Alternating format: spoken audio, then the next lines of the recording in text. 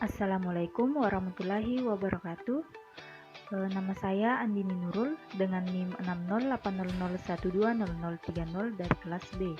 Jurusan Teknik Perencanaan Wilayah dan Kota, Fakultas Sains dan Teknologi, Universitas Islam Negeri Alauddin Makassar tahun 2021.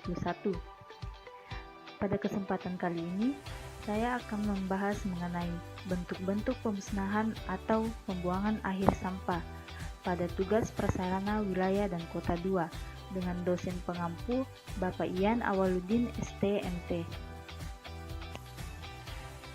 Yang pertama, definisi sampah. Sampah merupakan limbah atau buangan yang bersifat padat atau setengah padat yang merupakan hasil sampingan dari kegiatan perkotaan atau siklus kehidupan manusia, hewan, dan tumbuh-tumbuhan, atau sisa kegiatan sehari-hari manusia dan atau proses alam yang berbentuk padat. Menurut Undang-Undang Nomor 18 Tahun 2008. Bentuk-bentuk pemusnahan atau pembuangan sampah diklasifikasikan menjadi 5 bagian. Yang pertama, open dumping. Yang kedua, composting. Yang ketiga, sanitary landfill and controlled landfill. Yang keempat, incineration. Yang kelima, recycling. Untuk penjelasan open dumping. Open dumping merupakan jenis pembuangan akhir murah, yaitu penyediaan suatu lokasi terbuka dan sampah dibuang begitu saja. Open dumping ini cocok untuk sampah hasil sapuan jalan, abu, dan benda-benda yang dapat dibakar. Lokasi pembuangan terbuka ini hendaknya dipilih pada tempat yang agak rendah, agar debu-debu maupun sampah dari jalan dapat dipadatkan.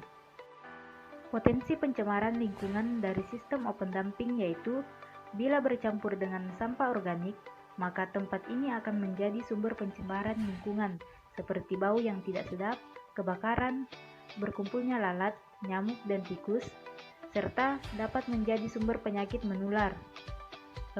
Kemudian akibat pembusukan sampah ini akan timbul cairan limbah. Yang terakhir, estetika lingkungan yang buruk karena pemandangan yang kotor. Selanjutnya, composting.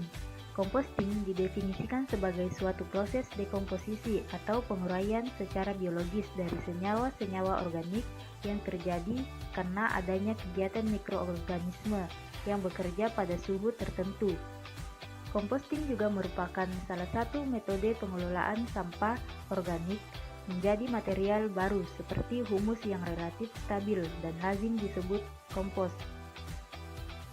Composting dengan bahan baku sampah domestik merupakan teknologi yang ramah lingkungan, sederhana, dan menghasilkan produk akhir yang sangat berguna bagi kesuburan tanah atau tanah penutup bagi landfill.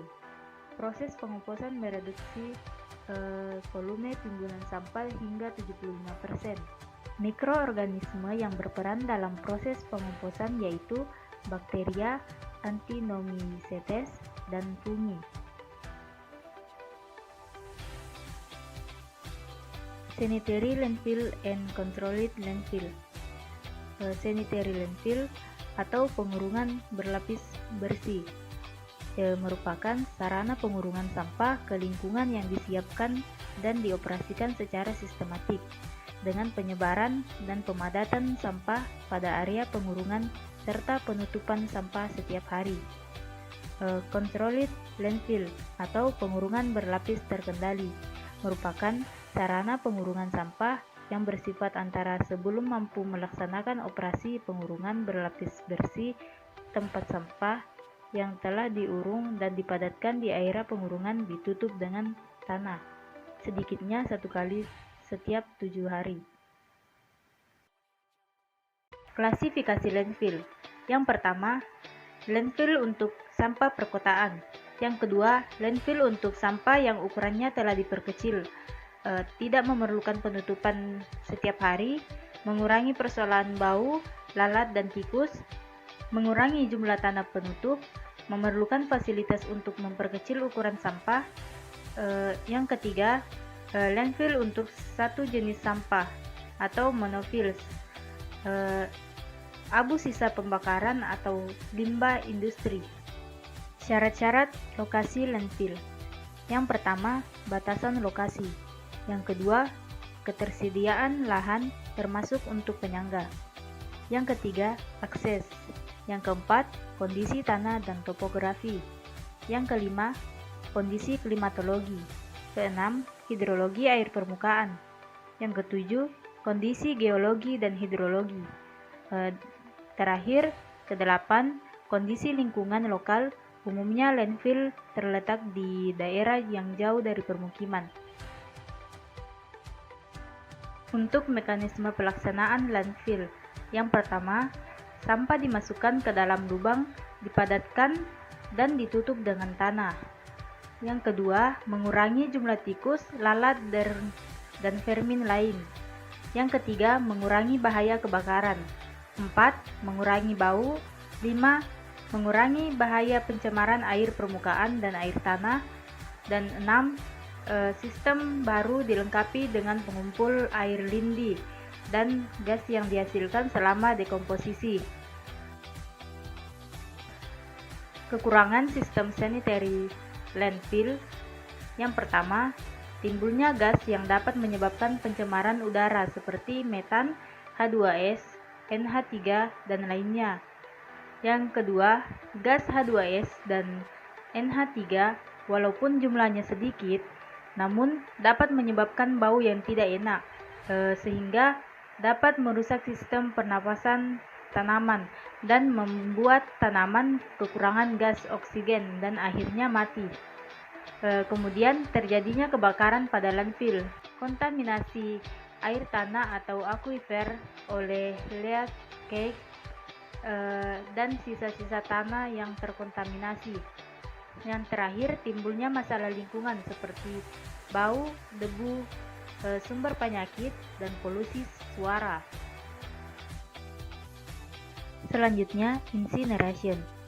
Incineration merupakan metode pemusnahan sampah dengan cara pembakaran. Incineration dipakai secara luas di negara-negara maju. Kelebihannya yaitu incineration merupakan sistem pengolahan sampah tingkat tinggi. Sistem ini dapat mengolah berbagai jenis sampah. Polutan organik dapat dimusnahkan dengan teratur, dan polutan inorganik terkonsentrasi di bagian residu. Panas yang ditimbulkan dapat digunakan untuk menghasilkan energi. Kekurangannya yaitu biaya investasi dan biaya operasional cukup mahal. Untuk recycling, daur ulang adalah proses pengolahan kembali sampah menjadi produk baru atau berbeda dari semula. Kegiatan ini merupakan kegiatan tambahan karena tidak semua sampah dapat didaur ulang. Dalam kaitannya dengan life cycle, perlu diingat bahwa recycling adalah kegiatan industri yang juga membutuhkan energi dan dapat mencemarkan lingkungan. Bahan-bahan yang dapat didaur ulang yaitu kertas, plastik, logam atau besi, baja, baterai, aluminium, dan gelas. Sekian penjelasan dari saya. Terima kasih. Wassalamualaikum warahmatullahi wabarakatuh.